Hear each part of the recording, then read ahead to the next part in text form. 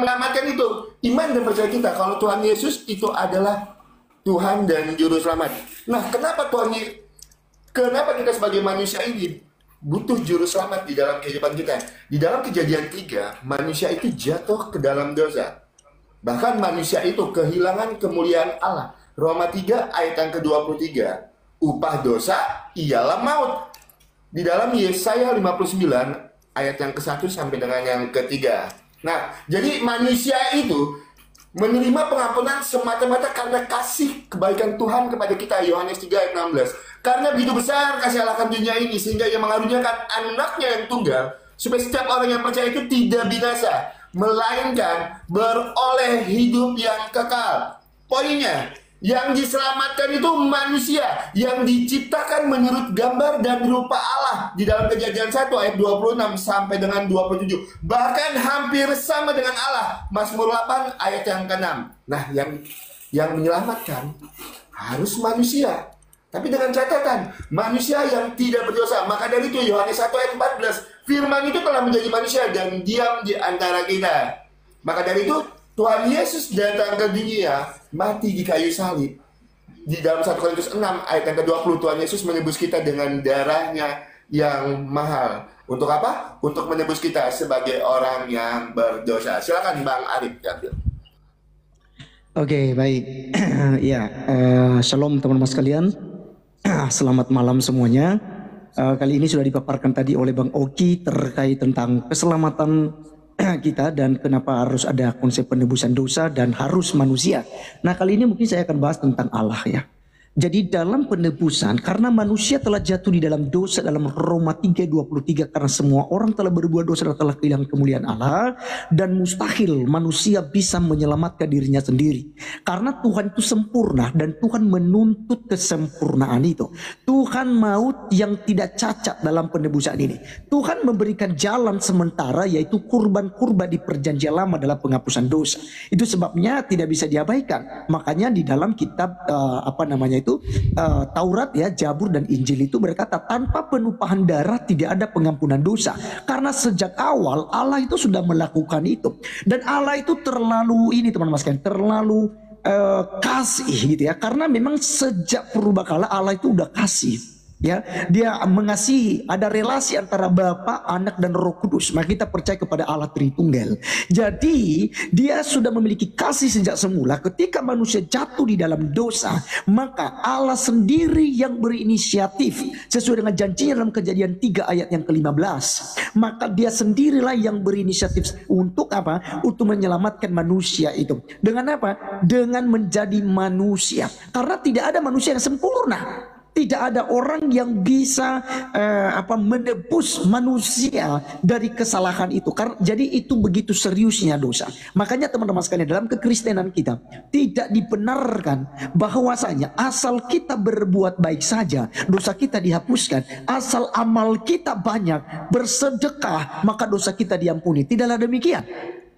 Ya, sama sekali tidak. Tetapi yang mengampuni dosa kita bisa dihapuskan hanya dengan kita mempercayai Allah yang telah menjadi manusia. Dia telah memberikan jalan bagi kita, dan kekristenan telah memilih jalan itu. Tadi Mbak Oki sudah sampaikan, Yesus itu bukan salah satu jalan, tetapi satu-satunya jalan menuju kepada Bapa di sorga. Jadi kalau seandainya Anda mau selamat, Anda beroleh hidup kekal, maka Anda harus percaya pada Yesus. Yesus menjamin hidup kekal dalam Yohanes 10 ayat yang ke-28.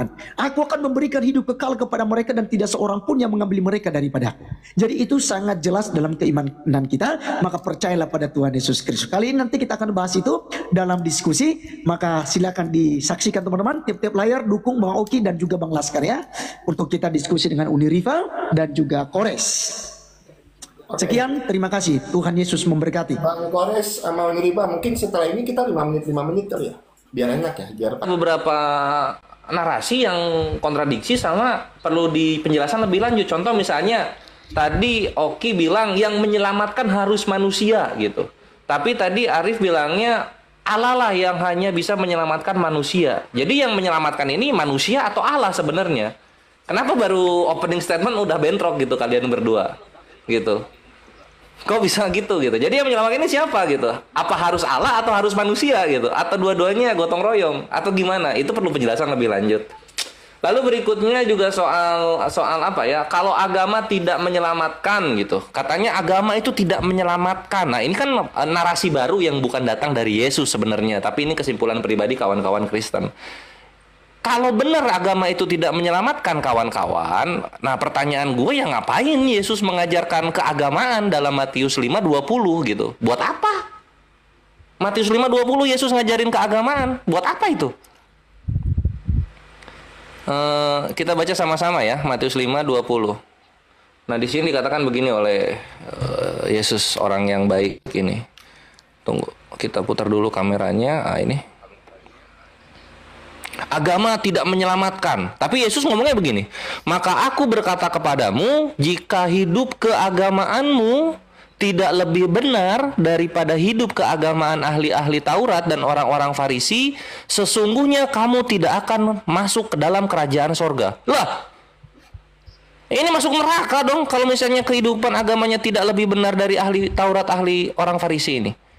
Gimana? Kenapa sudah ada dua kontradiksi yang gue temukan baru opening statement loh. Baru opening statement. Nah, ini sekarang kontradiksi yang ketiga kawan-kawan. Katanya tidak ada penebusan dosa tanpa darah gitu. Itu yang ngomong kan Paulus. Paulus ini kalau memang benar-benar ahli Taurat atau orang Farisi, apa dia lupa waktu lagi kurikulum pelajaran imamat gitu. Ini kan di Imamat 5:11 ada kayak gini.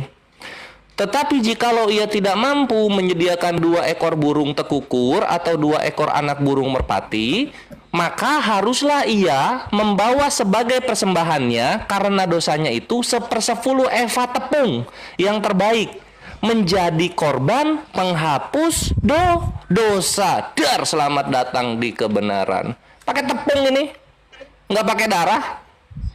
Kenapa dibilang tanpa darah? Ini ada tepung murah tepung. Gitu. Kenapa? Jadi itulah 3 kontradiksi ini ya. Yang pertama itu Allah atau manusia yang menyelamatkan. Lalu kemudian yang kedua itu keagamaan ternyata menyelamatkan kata Yesus. Lalu kemudian yang ketiga itu nggak pakai darah, tepung itu bisa menyelamatkan. Inilah kenapa jangan doktrinal gitu. Mending sola scriptura. Sola scriptura itu bagus loh konsep dalam Protestan. Kebenaran hanya datang dari kitab sucinya sendiri gitu. Jadi kalau nggak tertulis dalam kitab sucinya ya nggak usah dibahas, nggak usah ngomong-ngomong gitu. Karena jatuhnya seperti yang Kores sering gaungkan, jangan kalian mengimani sesuatu itu dari fitnah gitu. Kalian mengfitnah iman kalian, lalu kalian imani fitnah tersebut. Kenapa fitnah? Karena Tuhannya nggak ngomong begitu, tokoh-tokohnya nggak ada ngomong seperti itu, tapi diimani. Contoh apa yang nggak ada seperti itu? Dibilang agama tidak menyelamatkan. Lah itu, Matius 5:20, agama menyelamatkan. Gitu kan? Tidak ada penghapusan tanpa darah gitu. Kata siapa tadi? Itu tadi, Arif atau Oki ya. Ternyata di Imamat 5:11 pakai tepung. Pakai tepung korban penghapus dosa, nggak pakai darah. Jadi apa ya? Dan ingat, dalil itu sangatlah jauh lebih kuat daripada asumsi atau perkataan pribadi. Dan kita sebagai orang beragama tentunya kita melandaskan kebenaran itu dari kitab suci kita. Sehingga harus dibawa itu kitab suci gitu loh. Dan nanti di dalam kitab suci juga harus dilihat gitu, apakah ini perintah, apakah ini anjuran, apakah ini hikmah gitu kan.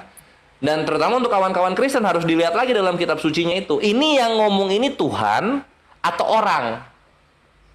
Gitu. Karena kalau di kalian kan kecampur tuh, Tuhan sama orang ganti-gantian gitu. Tidak seperti di Al-Qur'an kami. Semuanya perkataan Tuhan gitu.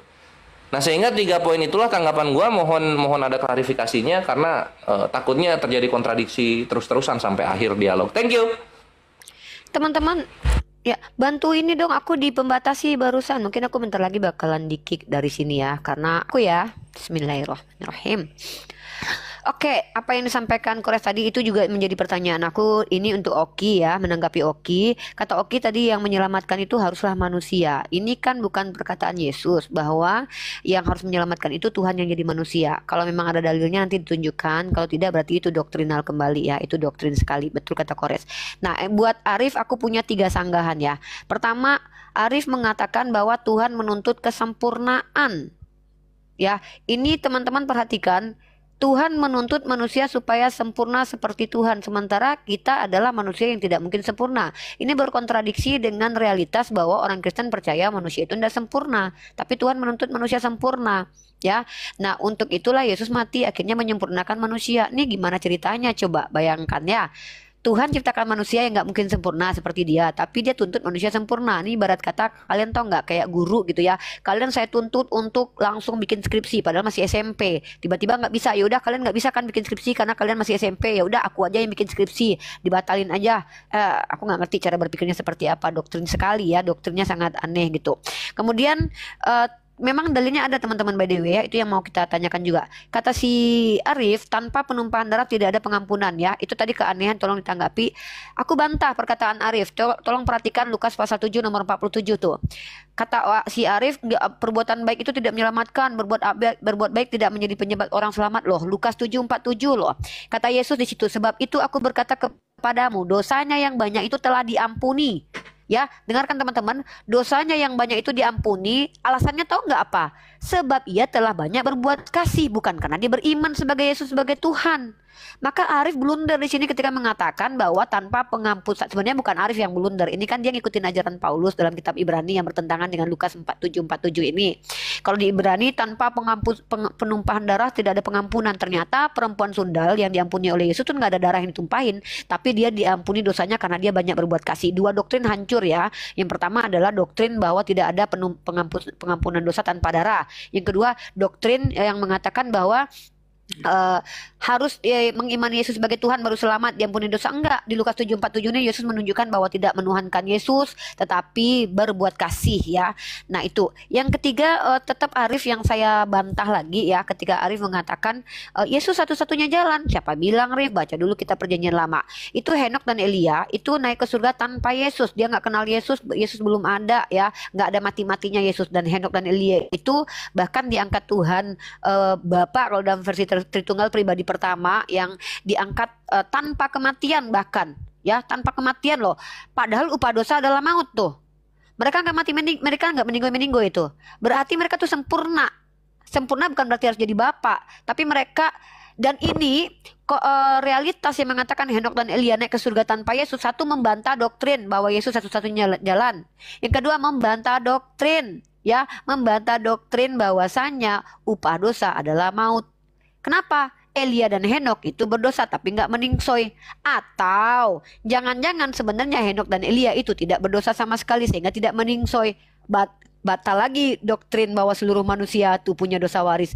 Jadi banyak banget doktrin-doktrinnya umat Kristen ini dihancurkan sama kitab sucinya sendiri, teman-teman. Ya, jadi ingat ya, apa yang disampaikan Arif tadi itu doktrinal banget. Ya, doktrin dari Paulus tuh ada contoh tidak ada pengampunan dosa tanpa penumpahan darah, itu betul ada dalilnya teman-teman, tapi itu Paulus yang ngajarin. Tapi Yesus membantah itu dengan mengampuni perempuan sundal dengan karena dia banyak berbuat kasih tanpa darah Yesus.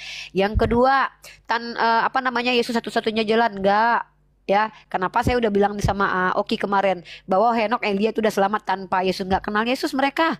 Yesus itu belum ada sebagai Tuhan di dalam Perjanjian Lama, yang ada pribadi Tuhan yang diperkenalkan oleh Yesus. Itu tanggapan saya dan masuk ke pertanyaan selanjutnya. Ketika kalian mengatakan bahwa Yesus ini penyelamat, pertanyaan saya, kapan dia menyelamatkan dan di mana dia menyelamatkan? Atau kalian mau, itu satu pertanyaan sebenarnya sih. Atau mau dijadikan satu, ya udahlah, kapan dia menyelamatkan, itu aja deh ya. Nanti dibilang saya korup lagi dengan banyak pertanyaan. Ya, pertanyaan saya adalah kapan sih Yesus ini menyelamatkan? Dalam Bible loh ya, kapan menyelamatkan orang gitu. Itu ya. Teman-teman, dan perhatikan sekali lagi, saya lagi menegaskan nih, kalau betul kata Kores, kalau ajaran Islam itu tuh merujuk kepada secara epistemologi itu ke ring satu. Yang ngajarin tuh ya perkataan Nabi Muhammad, bukan orang lain, bukan doktrin sana doktrin sini, tapi Nabi Muhammad. Allah katakan qul huwallahu ahad, jelas konsep tauhid. Terus Allah as-salam, Al-Quran ayatnya ya. Kemudian Nabi Muhammad menyelamatkan, itu bahkan mengeluarkan orang dari neraka dengan syafaatnya, itu ada. Apalagi ya, Itu sih yang perlu kita jabarkan ya teman-teman ya. Nanti kalau masalah tebus menebus ya seperti aku bilang, amalan soleh itu bisa menggugurkan dosa. Tuhan tidak butuh tumbal manusia yang baik yang tidak berdosa lalu dipindahkan dosa ke dia ya. Melainkan Allah banyak cara untuk mengampuni dosa tanpa harus mati gitu ya. Mungkin begitu. Itu dulu ya tanggapan aku terhadap prolognya Oki dan Arif yang banyak sekali kontradiksi dengan ayat ataupun dengan doktrin lainnya. Sekarang ini waktunya Oki ya. Kita minta Oki untuk Oke, udah mulai ya? Oke teman-teman semua, terima kasih banyak untuk Bang Kores dan Winriva untuk tanggapannya. Nah, jadi narasi saya tadi jangan dipotong ya. Saya tadi bilang, yang menyelamatkan itu harus manusia. Maka dari itu, Yohanes 1 ayat 14, firman itu telah menjadi manusia dan diam di antara kita. Seperti yang saya utarakan tadi, manusia ini kan diciptakan menurut gambar dan rupa Allah. Di dalam Kejadian 1 ayat 26 sampai dengan 27. Bahkan diciptakan hampir sama dengan Allah. Mazmur 8 ayat yang ke-6. Maka yang menyelamatkan harus manusia. Maka dari itu, Tuhan Yesus itu nuzul menjadi manusia. Sang firman itu menjadi manusia. Untuk apa? Untuk menebus kita sebagai orang berdosa. Maka di dalam 1 Korintus 6 ayat yang ke-20, Tuhan Yesus menebus kita dengan darahnya yang mahal. Jadi narasi saya jangan dipotong. Setelah saya bilang yang menyelamatkan harus manusia, maka dari itu firman itu telah menjadi manusia dan diam di antara kita. Yohanes 1 ayat yang ke-14. Itu yang pertama saya menanggapi. Dan yang kedua, Matius 5 ayat yang ke-20. Saya bacakan.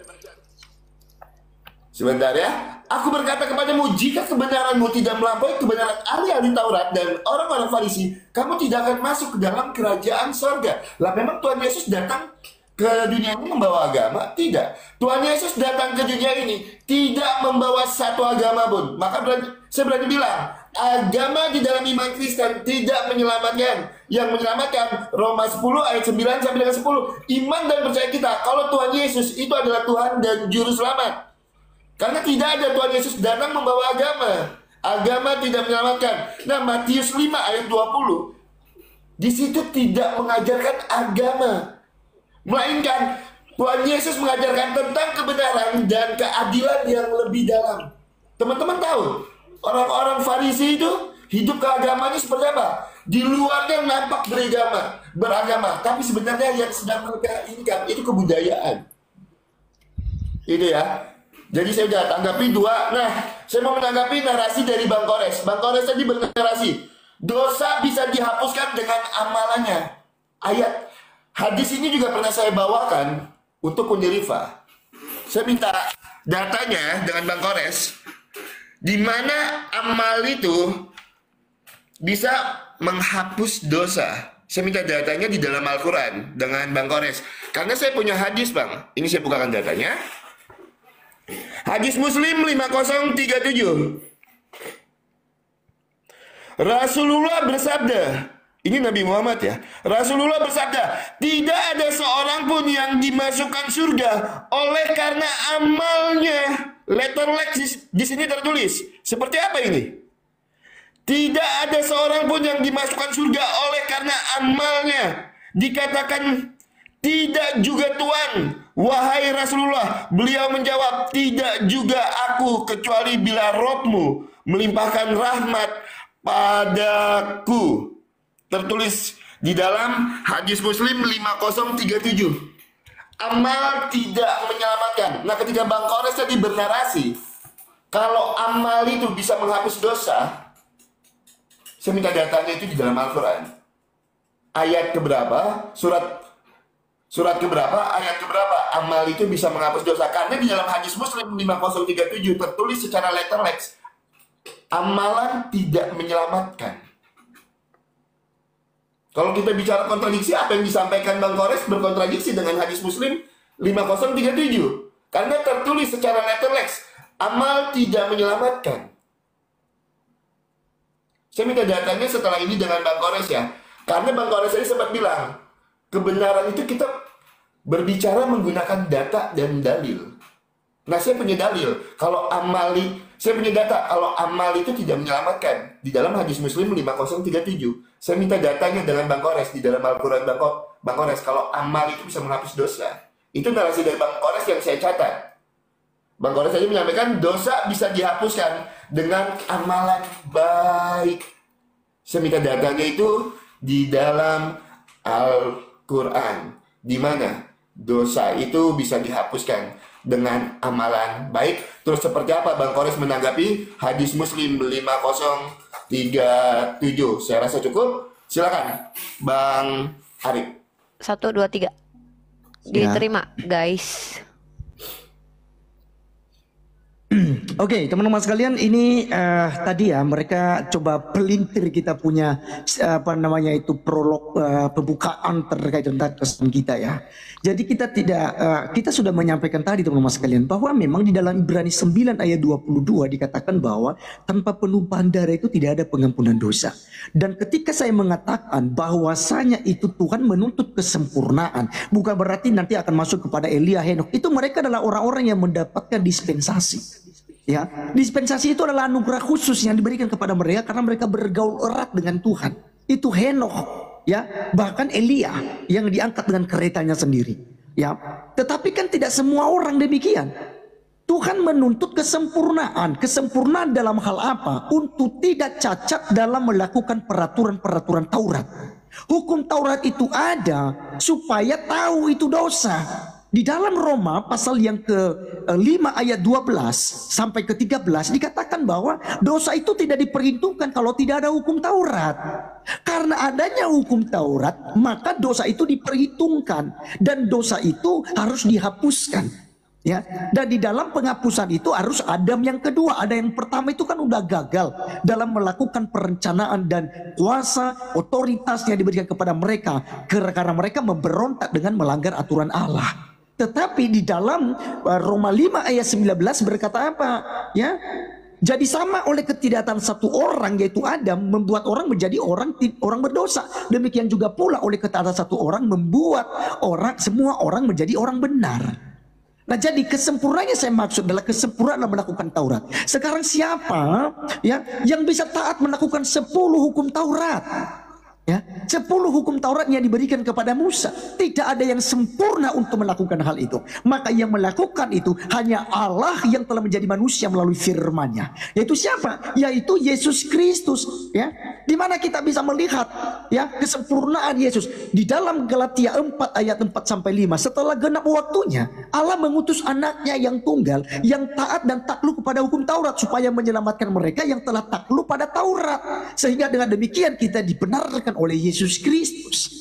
Itu. Nah, terkait tentang Imamat pasal 5 ya, ayat yang ayat yang ke-11 di bawah Kores itu, tapi di situ ada tepung ada tepung ya yang digunakan, ada burung tekukur atau dua merpati, maka sudah ia membawa sebagai persembahannya karena dosanya ia 1/10 eva tepung yang terbaik menjadi korban penghapus. Ini adalah solusi jika dia tidak bisa mempersembahkan kurban.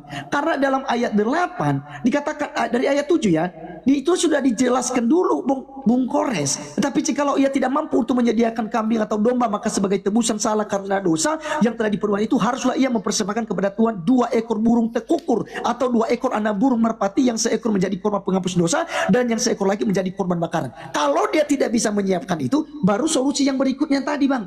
Ya, makanya dalam ayat 9 sedikit dari darah korban penghapus dosa itu harus dipercikannya ke dinding mezbah, tetapi darah selebihnya harus ditekan keluar pada bagian bawah mezbah, itulah korban penghapus dosa. Tetapi jika tidak mampu, maka ada solusi itu tadi.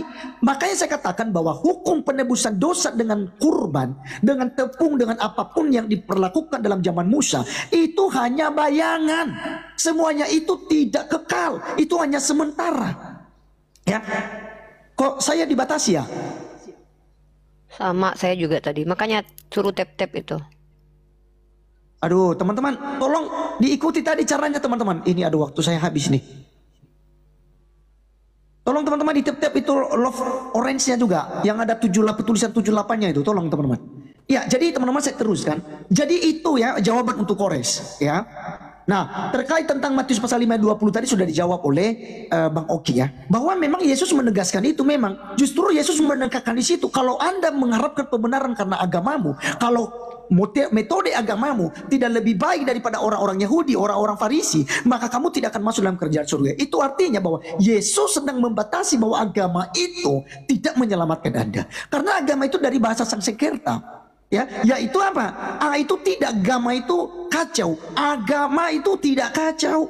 Jadi agama itu tidak menyelamatkan, tapi Yesus Kristus yang menyelamatkan kita. Dialah ya jalan menuju kepada surga itu. Nah, terkait pertanyaan mungkin barangkali hampir sama dengan Bang Oki, tapi agak berbeda. Tadi kalau penebusan dosa itu ditebus oleh Allah sendiri, tidak menggunakan apa-apa, Ia sendiri yang menghapuskannya. Bagaimana ya dengan Sahih Muslim 4971, di mana di hari kiamat kelak sekelompok dari kaum muslimin akan datang membawa dosa mereka sebesar gunung, lalu Allah mengampuni dosa-dosanya, kemudian dibebankannya kepada orang-orang Yahudi dan Nasrani gitu loh. Jadi penebus nanti Uni Rifa dan Kores itu adalah orang-orang Yahudi dan Nasrani, bukan Kristen ya, karena kami bukan Nasrani. Nah, jadi artinya di sini Yahudi dan Nasrani lah yang menjadi penebus bagi umat Islam. Jadi bagaimana kemudian Allah lah sendiri, Allah yang tauhid itu yang nanti akan menghapuskan dosa kalian. Sementara dikasih tumbal tuh, manusia juga dikasih tumbal itu, Yahudi dan Nasrani. Silakan monggo nanti siapa saja yang jawab, boleh Uni Rifa, boleh juga Bang Kores. Oke, sekian waktu saya habis.